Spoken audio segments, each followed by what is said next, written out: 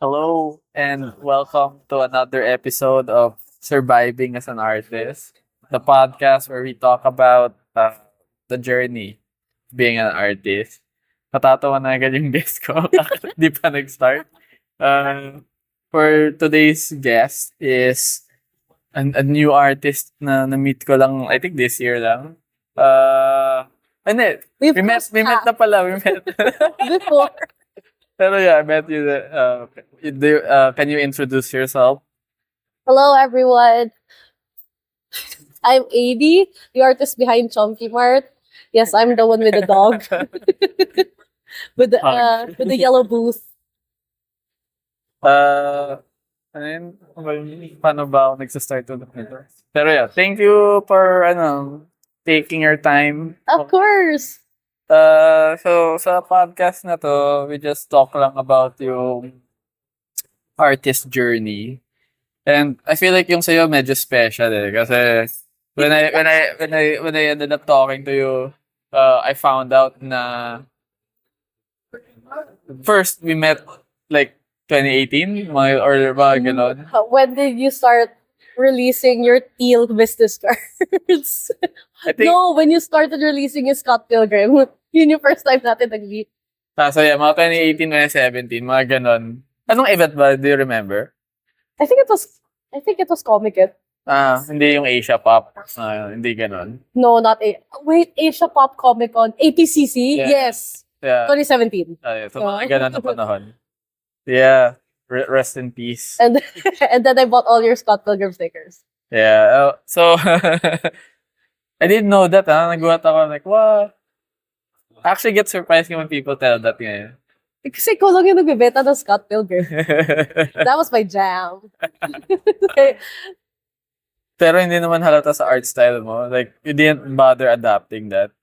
No, kasi probably kasi masyado siyang kailangan may anatomy involved. And I suck Like, when it comes to that. talaga, parang mas loose yung anatomy ng Scott Pilgrim.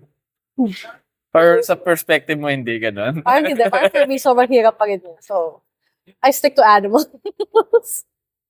So, yun nga, unique nga yung story mo kasi technically, yung artist, you started being like this artist after the pandemic or during the pandemic. Tama ba? Technically, I was involved in the, parang conventions, but not as an artist. Okay. We participated, we, meaning me and my sister, would participate sa ToyCon since 2014. But we were selling vinyl art toys, collectibles. So we were under Chupacabra Unlimited. Actually, this is the first time in so many years na hindi kami sumali sa ToyCon. But last year, we were also there. Well, mahal talaga to. And ang weird din ng So hindi naman ako parang new when it comes to artist alleys. Alam ko they exist. Alam ko na it's isa siya sa mga talagang pinupuntahan ko when we joined ToyCon for so many years. And then lately lang talaga ako sumali. But we've been part of conventions for a while now. Yeah, okay. That's interesting. Kala ko parang talagang goer ka lang for like ilang years and then suddenly because of the pandemic napaisip ka lang na Well, because of the early pandemic, siya ako nagpumasok. my bad. Pero before we go doon, let's start muna sa beginning mo. May background ka ba when it comes to art? Like as a kid or Oh, definitely. studying? So, back when I was a kid, since my dad was an architect and my sisters were both from fine arts. So, they were expecting na ako rin would follow their footsteps. And my whole life, Wait, how big ba yung gap na to? my age gap sa sister ko was like 20 years. No, it's not like, literally it's 20 years. So 20 and 22 Okay. years. So yung when you were born na may expectation na May expectations na sila na dahil hindi naging architect yung dalawa. My dad was like, you're my last chance at having a boy. Ikaw talaga. Hence my name, Eyddie. Okay. Kasi ako na talaga yung last junior niya eh. Eh, hindi pa rin. So, let's slap a Y in Eddie and call it a day. AD. Diba? Every day I thank the universe na hindi ako pinangalang Eduarda. That's Eduardo is his name. Pero, uh, with that type of background, family background, so growing up, were you encouraged to like draw a lot? Or Very much. mas strict sila na mag-drawing ka na? Wag ka na mag-aral, mag-drawing ka na lang. I was encouraged to draw a lot to the point na every Christmas, Grabe. galing kay Santa, art materials na kukuha ko. Anong klase? Kunyari, nakukuha ko yung... I remember back in the 90s, yung mga kits na sobrang laki. Yeah. Tapos andun lahat yung... Everything is dry. Everything is dry. Everything is brittle. Tapos pag masyado mong ginagamit, and disintegrate na lang. Yeah, I had those. It's ano eh. It's either you use it or you don't. Pero Either Either way, it gets destroyed. Yun. Parang 3 Christmases kong nakuha yun. Siguro sale siya ng isang Pasko, tapos every Christmas yun na lang. But yeah. Tapos they're always dry, no? But I was encouraged. So every summer, pag tapos na yung school year, pinapasok nila ako sa mga art camp. And This was elementary? yeah, mga ino-offer ng schools during breaks, summer breaks. Kasi para ayoko na sa ballet. I grew out of ballet. So, okay, nilipat na ako sa art camp. And then, yun, every summer, nasa may art activity ako. And I was really happy. But then, as I was growing up, doon ko na-realize talaga, I suck at that. Pero, what type of art were you making at the time? Like, whatever? Or may ginagaya ka? Usually kasi syempre pag doon sa mga art camps talagang they teach you still life. And I was like, seryoso naman yung art camp. and as a kid, I was like, I don't want to draw fruits. Okay. wanna draw I'm 8 years old and they're making me draw real portraits.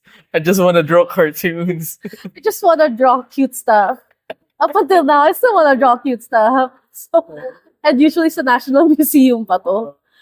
Yung art camp sa National Museum? Yeah, narin sila before. Wow! And it's kind of cool kasi talagang everything is, tapos nun, sobrang ganda pa ng mga art materials and sketchbooks and all that. So I was really looking forward to that every summer. And then, suddenly they stopped doing that. Yeah, ewan ko, parang I never heard of that eh. Pero that's nice. Pero grabe naman, still life lang. And like, what materials do you guys use? Charcoal? Ang pambansang crepas. Yung mga oil pastel. Grabe! Tapos, syempre, crayons, colored pencils. And then, yun yung mga usual. Pero you weren't, like, were you any good sa ganon? Nah, I can't even pretend. No. Up until now, no. Pero ilang summers to, like, did you do that? Siguro since I was 7 up until I was 12. Okay. Tagal-tagal rin. Pero did you like dread every summer? Like, No, I was looking I just forward. wanna study. Suddenly Oh no! I'd rather stay at an art camp kesa oh my God. Kala ko parang may reverse, reverse sa family. No, naisip ko rin na I would rather go out and stay home lang. Okay. Kasi kasi nga I'm the youngest, I really had no one to play with. Okay. So if usually may mga bata na may only child syndrome. Naman hindi, lonely child syndrome ako. Kasi technically 20 year gap kasi kaya hirap din. So I'd rather go out na lang kesa nung nasa stuck at home lang ako. Pero how was naman like, did any of that help you? Like, do you think na may parang correlation yung pag-art camp mo as a kid to like how you are now? Or I think my whole life, in-expect ko talaga rin na I would be in the field of art talaga. Okay. At the start. Which was before 12. Before entering college. Okay. Yun. Yung talaga yung vision eh. Okay, well, let's jump to that nga. So, wait, before that, sa yung elementary, high school, were you still doing art or Yeah, but no longer attending the camps. pero what type of art na were you making by then?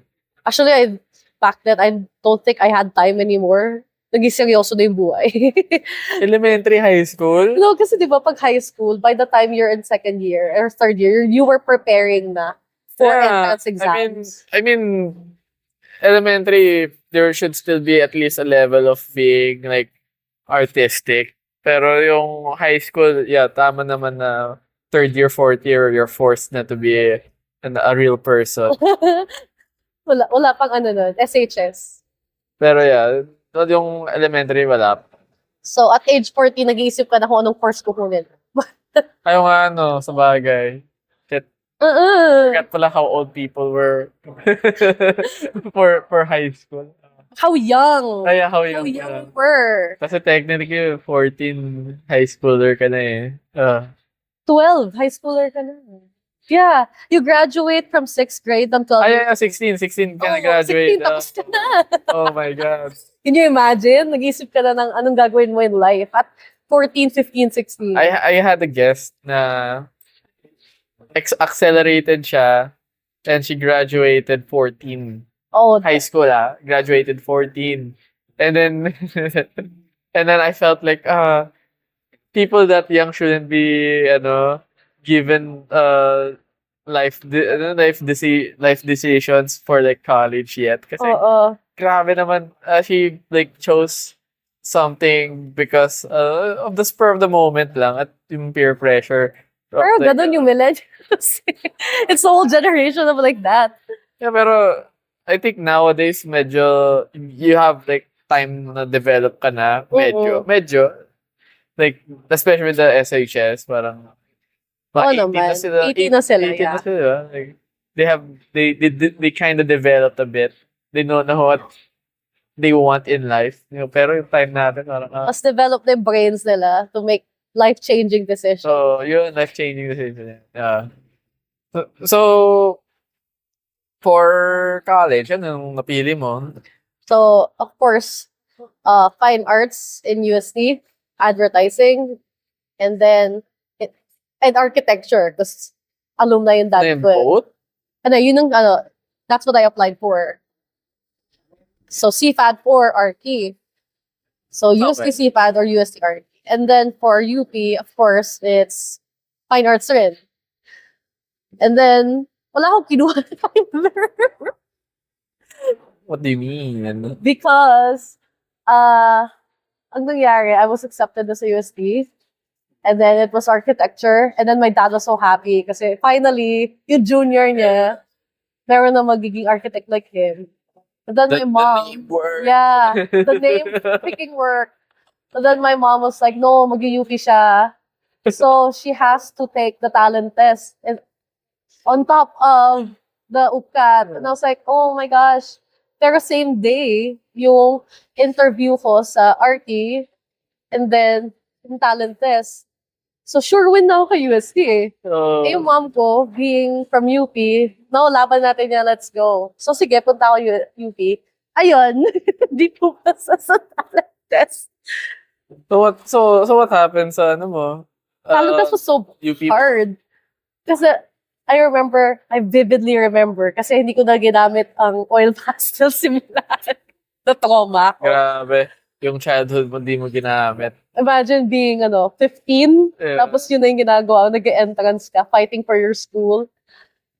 At, sobrang hirap. I remember the prof telling us, or the instructor telling us na, for those who aren't wearing shoes today, it's your lucky day. Sinisip ko, bakit? Dapat pa nag-chinelas na lang ako today. Ang pinagawa nila sa amin na painting, still life which is number 1, my worst enemy at kahinaan but weakness. You were supposed to draw your foot, but you're supposed to be holding it with your dominant hand. So for example, if your dominant hand, you're right-handed, you're supposed to be holding yung opposite foot Yeah. left. nakahawak ka sa left and then dapat kita all the toes and fingers. And I was like, oh, That's a God weird, level. that's a weird exam. Pero Isa lang yun out of 3. I feel like it makes sense. And I was like, oh, di pa nagsisimula. Alam ko, I'm cooked. I'm dead. Wala. So, what happened? Yun. Baks na ako doon. And then by the time I went crawling back to UST, hello, please take me. Sabi nila, oh, because you didn't attend yung interview mo, the forfeit yung slot mo. Grabe! So, Grabe man nung higpit in the end, wala na pala akong school. And I was so sad, I was crying. So, but, sabi naman na UST, because you passed our entrance, to pass ka naman na USTET, here is a list of all the courses that are still available and have slots. So, kita ko doon may commerce, may accountancy, which is like hell because I personally am really bad at math. Okay. And may isa ko nakita doon, ang daming slots kasi kabubukas pa lang ng course. BE Ed Sped. Wow! Sa bagay, mga early, So, late 2010s na ba to? yeah. So, parang since Sped, ang dami pang slots. I'm like, oh, sure ball dito. Lipat na lang ako after like second year. Yeah. Ayun, di ako lumipat. Nag-masters pa ako. Wow! Na-stuck na sa Sped. Same school ba? UST pa rin? Yes, no, nag-UST ako for Sped, but then took masters in UP. So, Okay. finulfill ko na lang yung ng parents. Two birds. So, ko, ayun na, natapos na ako sa UP.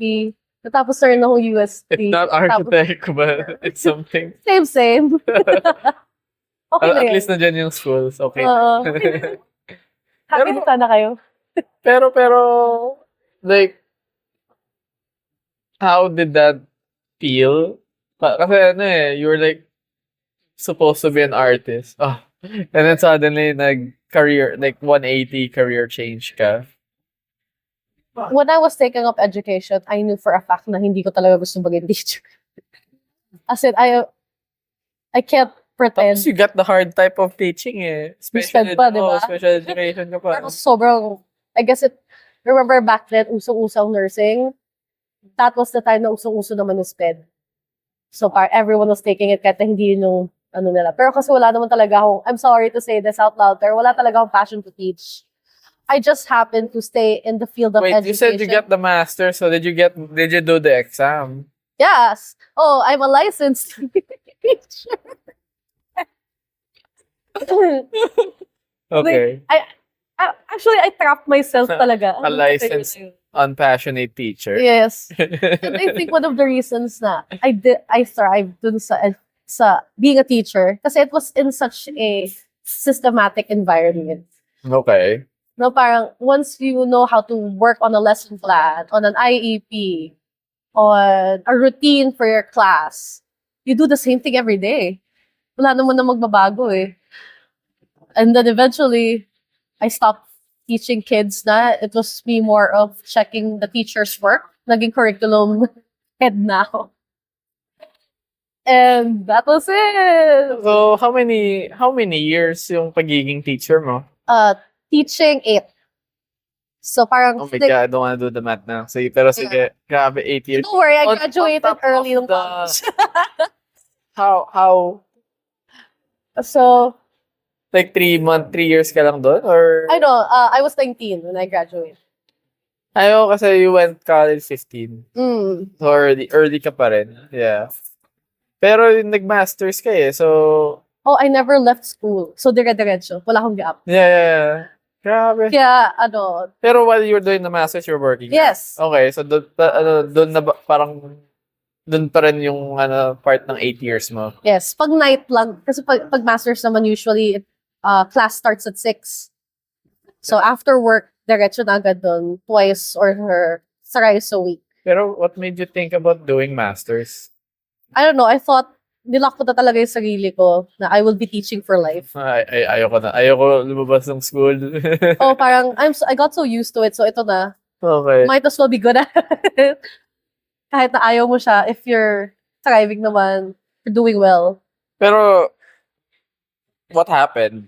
when what happens you're no longer a teacher. Are you still a teacher ba ba? No, not at all. Pero di-renew ko lang license. But you have to renew it pa rin? Yes. Every year? Or every 4 years? Additional ID rin din. So, kakaganyo ko lang actually this year. Para lang collect them all.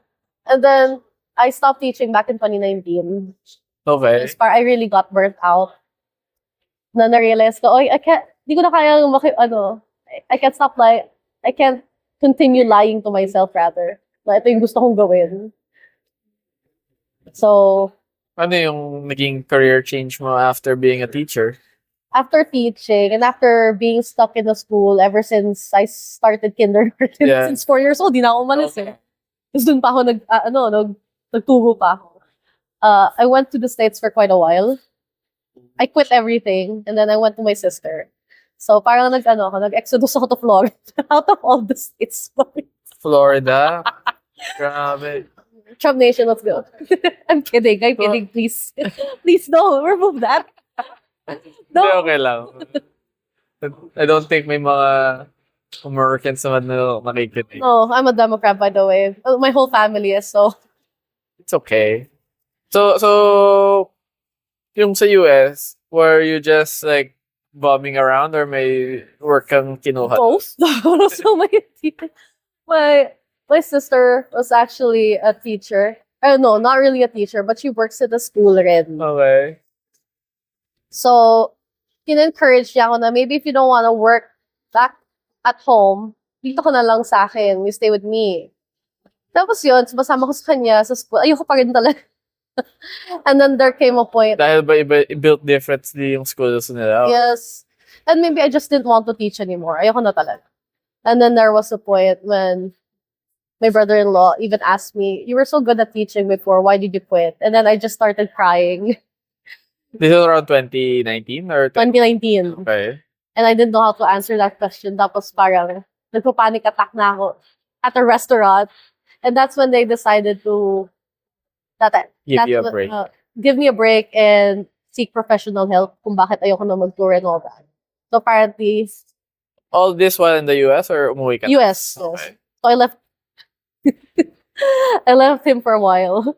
Wait, how long ba have you been with your partner? Herwin has been my husband since 2017. Okay. Pero during college? I know. After college. Okay. Okay. Anyway, going back sa pero how long were you at the US ba? Half a year lang half naman. A year, okay. Parang dami nangyari sa half a year na yun. you got, parang, anong tawag doon? Namulat ka sa buhay mo. Tapos you got therapy pa. How long was the therapy? I continued it here nung nasa Philippines. Okay. Muna I went back. That's nice. And then I realized, okay, ayoko talaga bumalik sa pagtuturo.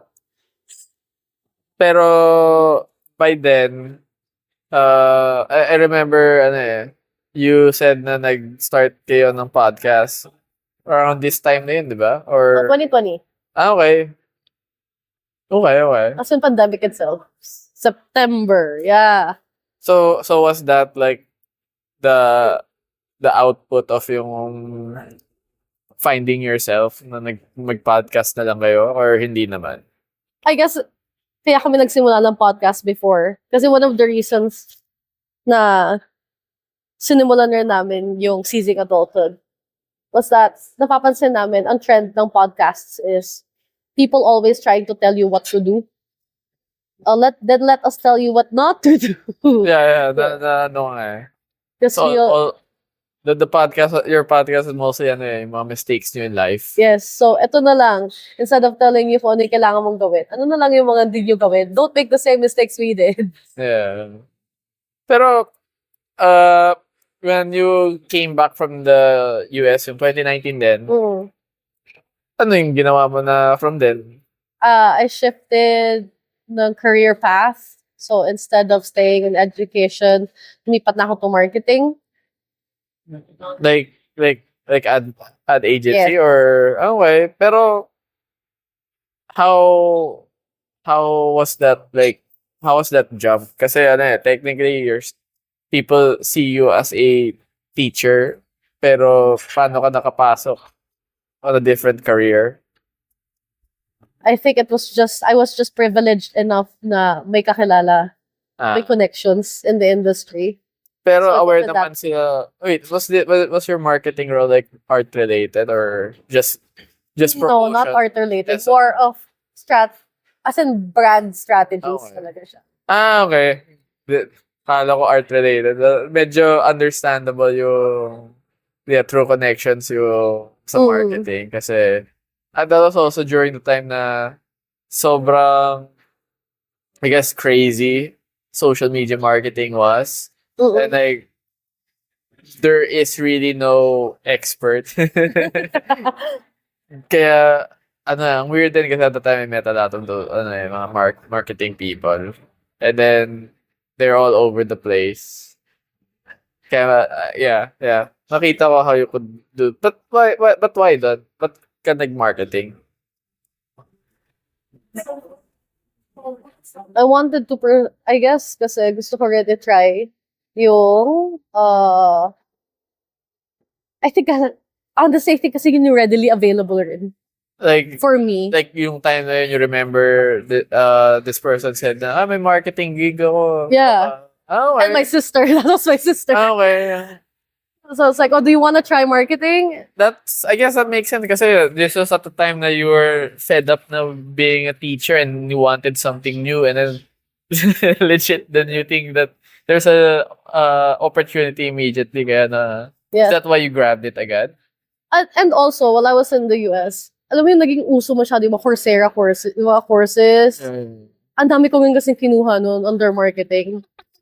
Wala na kasi talaga ako magawa while I was bumming around. So I was like, might as well take all the courses tapos gamitin siyang ano yung points to renew my license. Yeah, kasi may certificate dun. Yes. So, kaya naisip ko, okay, let's put them to good use. Like, Pero how was it naman like jumping ship? it was fun. I get to meet a lot of new people. And it's a refreshing take na I don't just get to talk to kids na lang. Kasi, well, honestly, hindi naman masyadong kids. Adolescents naman. Yeah. Kasi I didn't really handle kids. I handled middle school and junior high. You're also mostly dealing with the parents na rin. No? Yes. So, parang, this time around, I don't have to be responsible sa mga ginagawa ng mga bata. And I was like, oh my gosh, everyone's an adult now. Yeah. So, it was really fun for me. Up until now, I'm still enjoying it. So you're still at it sa trabaho na yun. Pero, okay, so let's go naman sa podcast. The moment the pandemic hit, ito na like out dahil may time kayo na naisip nyo mag-podcast or kasi you did it, I thought, parang bago mag-pandemic pa to. No, September 2020 eh. Okay. I guess ang dami rin namin kasing time at home. Since we were both working from home. Yeah. So, wala tayong magawa. Daldal natin. Podcast tayo. Like any other millennial. Yeah, I also did like a few podcasts bago to. Like during the pandemic din. I even tried doing vlogs and like, pero they're all cringe. Kaya. It's okay. To be cringe is to be free.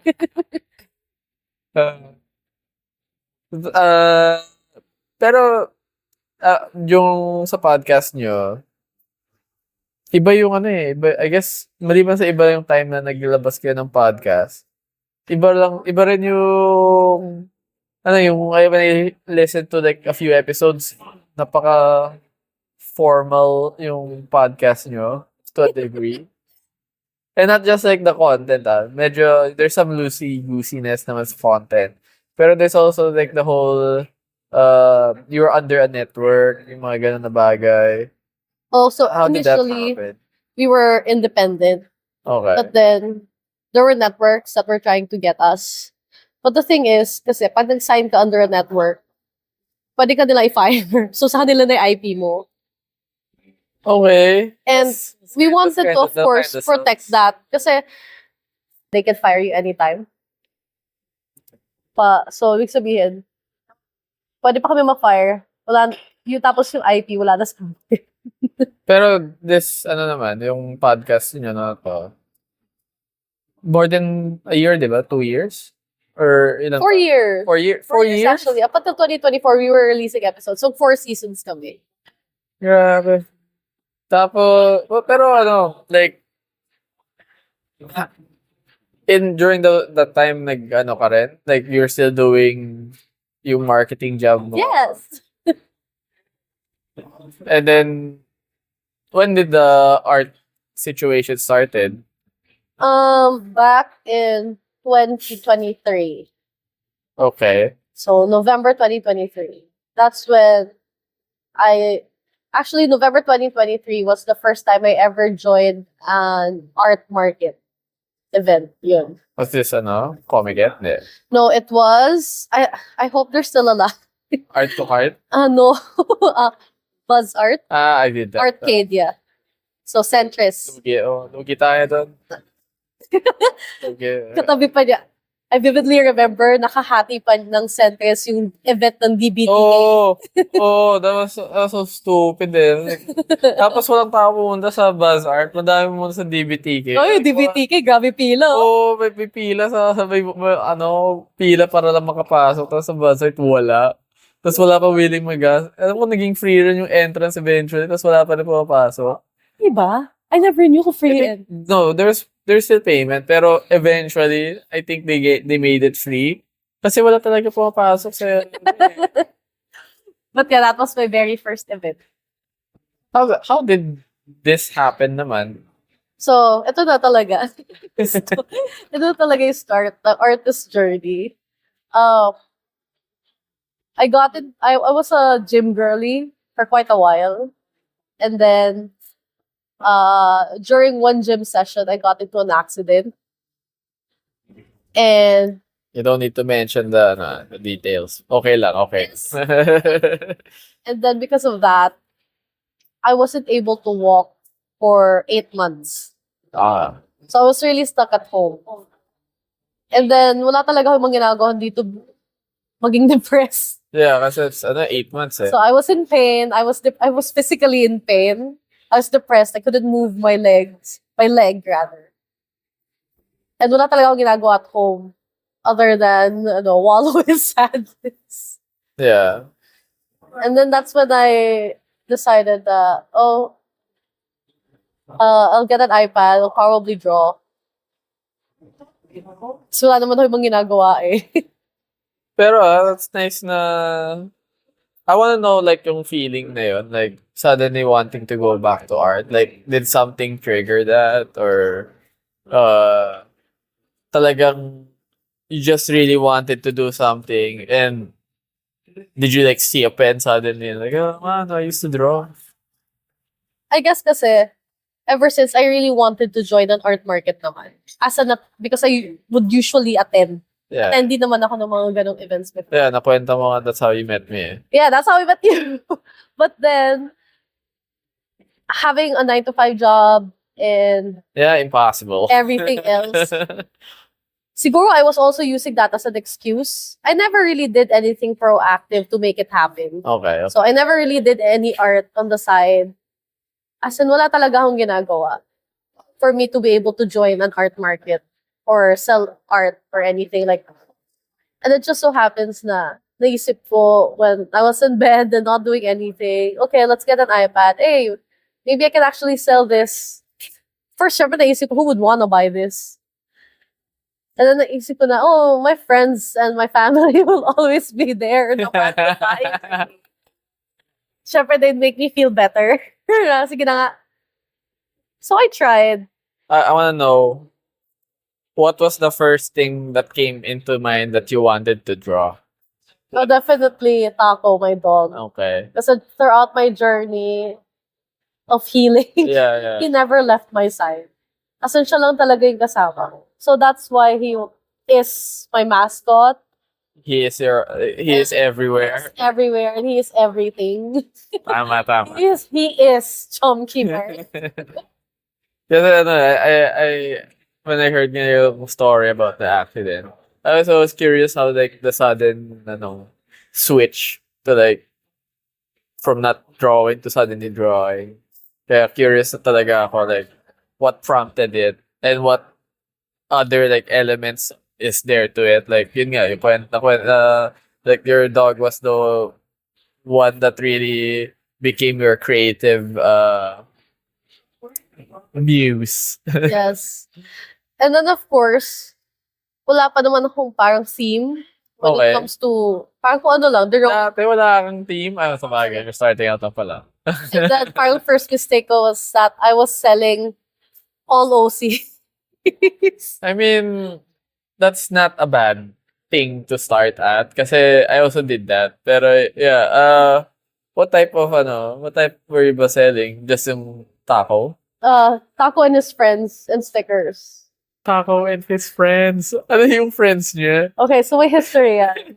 So Taco sleeps with a lot of plush toys. Okay. And since he sleeps with me, as in he sleeps with us on the bed, actually baliktad, kami natutulog sa kama niya. Kanya na pala yun. Every night, dala niya yung mga favorite stuffed animals. And then he has a kappa, a tanuki, and a chick. As in, baby chick. So, dun ko naisip na, hey, maybe I should work on OCs for the related rin kay Taco para it's not so hard to create a lore around them. Yeah. So, kaya meron na siyang 3 friends, which are his true plush toys in real life. Cute naman ng kwento. So meron siyang tanuki, which is si Tanu Pafu. And then si Kappa Shibo, his kappa. And then yung chick, it's Natsuhiyo. Yung tatlong yun, they're all chunky. Hence, Chomkee. Okay. And up until now, kasama pa rin namin sila dito sa kama. That's adorable. So, it's like him and Winnie the Pooh. Yeah. Tapos, you were, like, yung immediate thought when you made this, like, art was to sell it agad? Or when you made it, was it mostly lang healing lang talaga? To sell and to finally, ang sabi ko kasi sa sarili ko, when I'm finally able to walk, Okay. sasali na ako sa art market. Parang promise ko yun sa sarili That's ko. like yung yung Yun yung goal. Goal to heal. Yeah. Na I will finally, pag nakakapaglakad na ako. Wait, may physical therapy ka, di ba? No. Okay. So, yan yung parang motivator sa physical therapy kasi you kind of need one para it also helps kasi with healing. Something to look forward to. Yeah. So, sabi ko, dati, ang excuse ko was I had a 9 to 5. Yeah. Ngayon, I had all the time in the world. I was work from home pa. Oh. Dami ko ng time. When I can finally walk, magbebenta na ako sa art market. So, nung nakita kong nag-open for registration, yung first art market that I saw, I didn't even research. Yeah. Bukas, yun lang. Yeah, I feel like that's what everybody does. Pero, But yeah, that's how you learn the hard way. that's how you really learn. Kailangan ma-experience mo yan. Essential yun. So, sumali na ako. And then, I was so excited. Did you like buy your own printer or pinaprint mo naman? Pina-print lang Okay. before. And then, I also started to work with clay. Actually, most of my stuff before, talagang clay-based siya. Clay work, clay art. So, apart from stickers, wala nga akong prints eh. It's just stickers and then clay. And that's it. Okay. And then wala akong theme. Kung ano lang yung ginagawa ko. Out of the blue. Pero, I thought it was Chomkee and Friends. Taco and Friends. Hindi ba? Sila lang for the stickers. Okay. Pero for the whole setup, wala. As in, okay, here. Like, whatever accessory you could make? Or may plan ka? I realized, after the first art market, Okay. we had an upcoming Japan trip na dapat we were supposed to go earlier. But because I got into an accident, hindi pa ako mabigyan ng clearance to actually travel. Yeah. And pinilit ko. So, hindi ko na hinintay yung clearance. Umalis na kami. And then we were in Japan for like a whole month. The whole family. Doon ako nagkaroon ng inspiration na, oh, I think I want the whole theme of my art market, or my whole art market theme to be conveni theme. Yeah. So, doon na nabuo talaga yung buong Chomkee Mart. It's nice. Inspired na So, doon Japanese aesthetic. 2024 na to when you realized the aesthetic. Yes. So, 2024. Post-Japan. How did that, like, what was the fruits of your labor after that? I was finally able to come up with a cohesive setup. Well, technically, extravagant yung setup mo until, even back, like, I guess last year, extravagant pa rin siya. So, ano yung, parang, like, did you just find that sa mga IG boots and then you're like, I want to do something like that? Hindi naman. How I came up with the whole look for the booth. Yeah.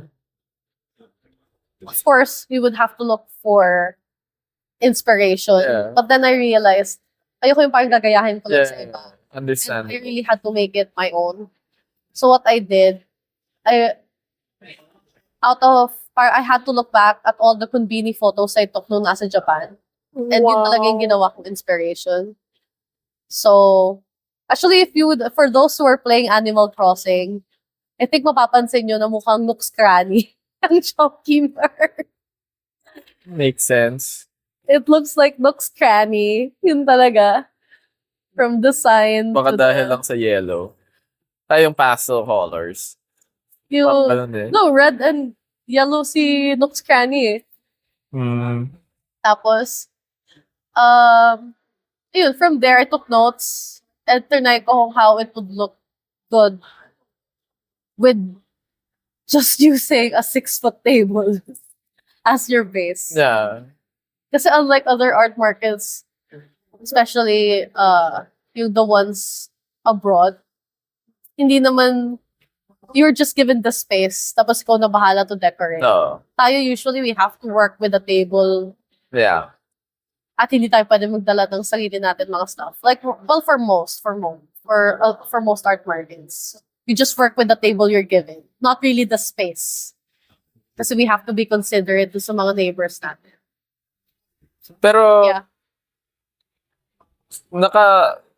for 2024, do you have like a number of like events na nagawa mo? Or wala pa? For 2024, I was able to join check natin. Alam ko may listahan ako nun. Kasi, one thing I noticed when I was looking back at yung portfolio, yung IG mo lang, like you did a lot.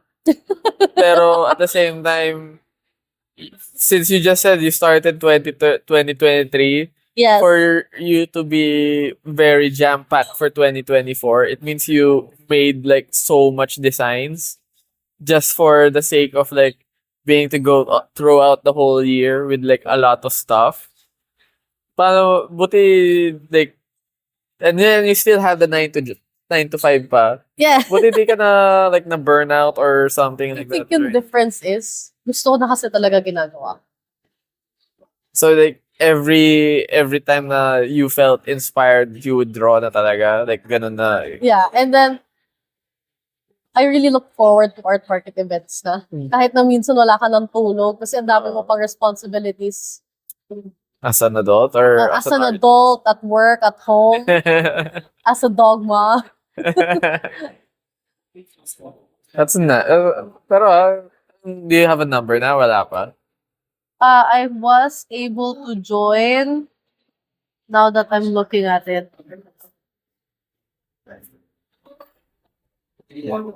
So, kasi technically, second year mo yung last year, pero still counts within your first. Actually, first, oo nga, no? Kasi it's kasi not, you started late within the year, and then talagang grind out mo yung 2024. Ang 2024,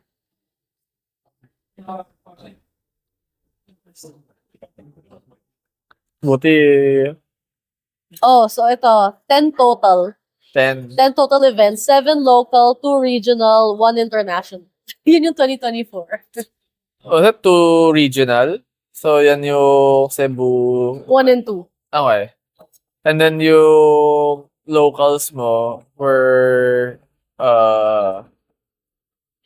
any big events or ano lang siya? Mga typical... The sticker con, Okay. this patrons of the arts.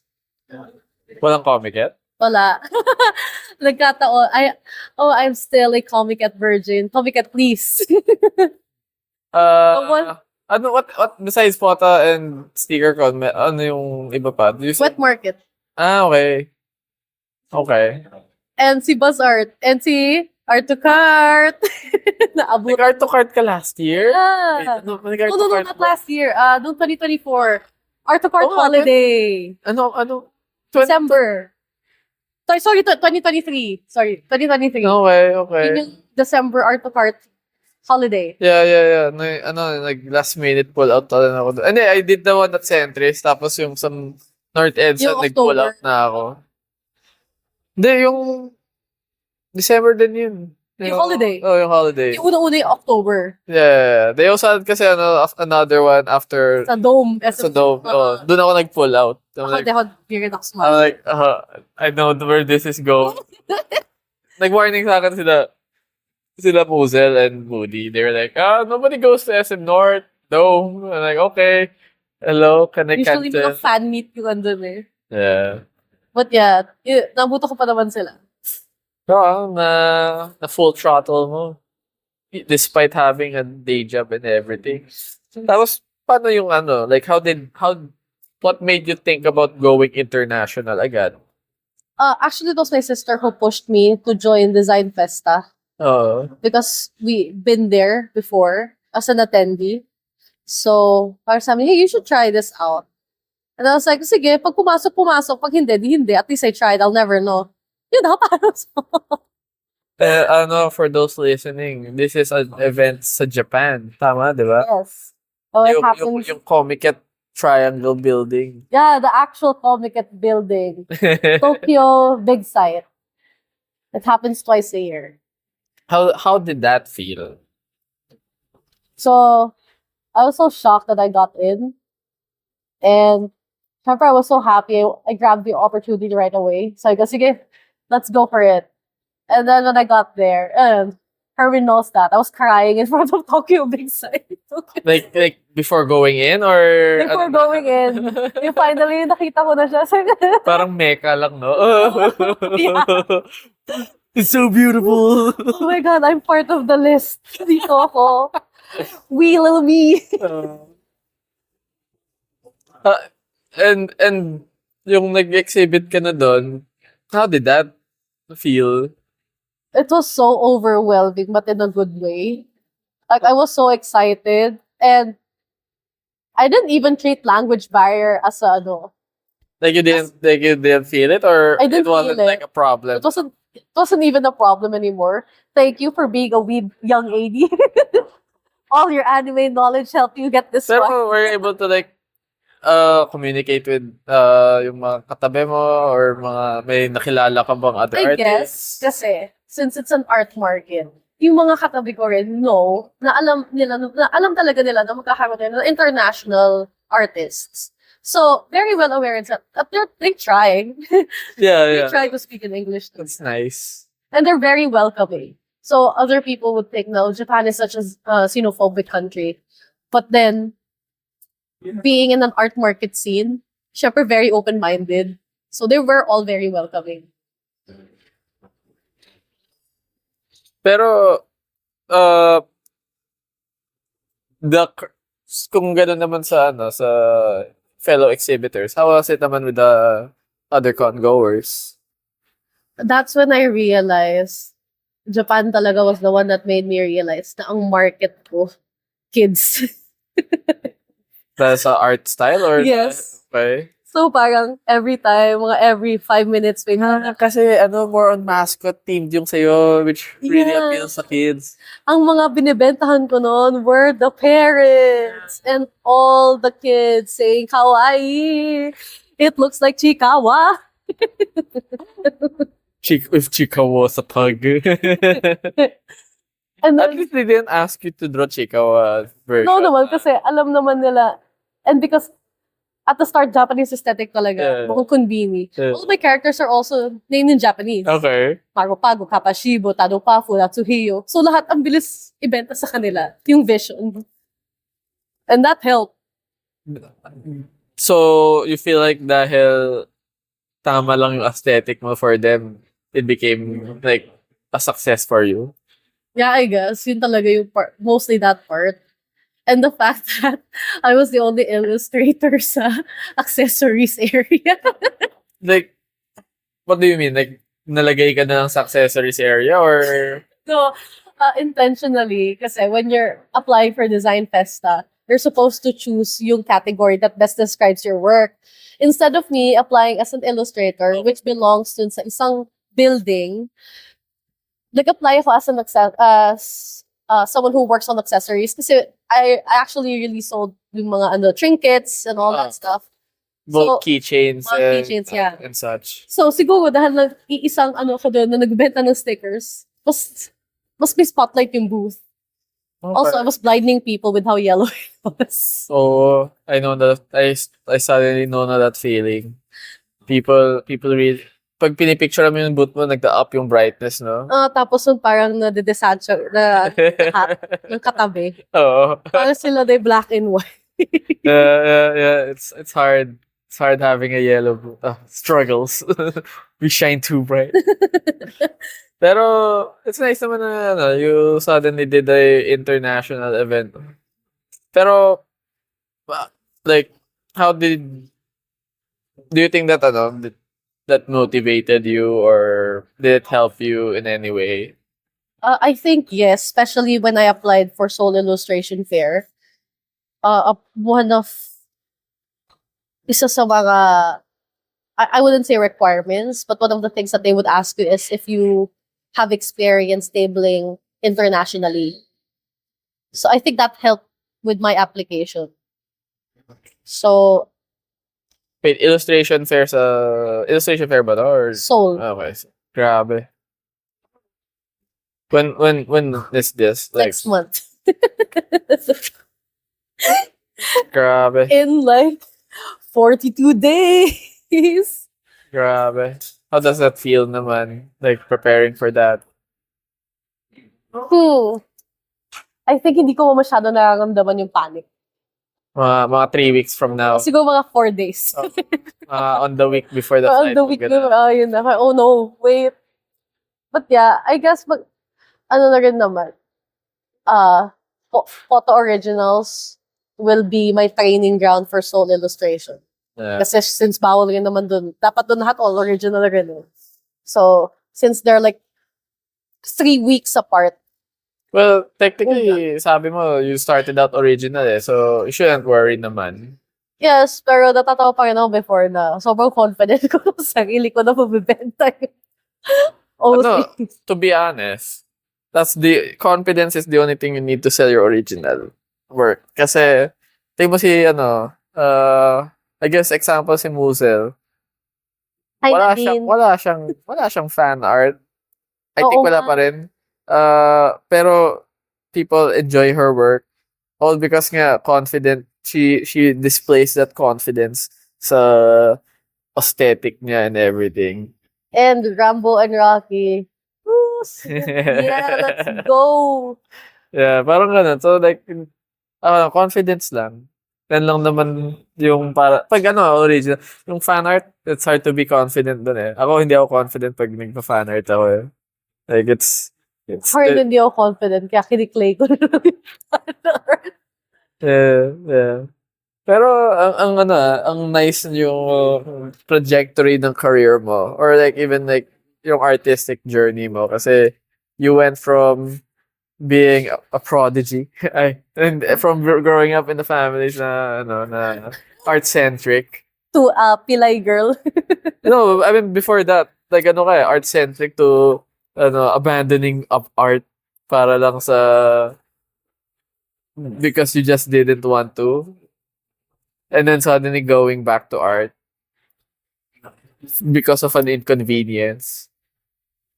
It's nice naman na, you were able to rekindle that spark. And ramdam mo talaga na, when someone is into art or someone really wants to be an artist, there's always that feeling talaga na nothing's gonna stop me.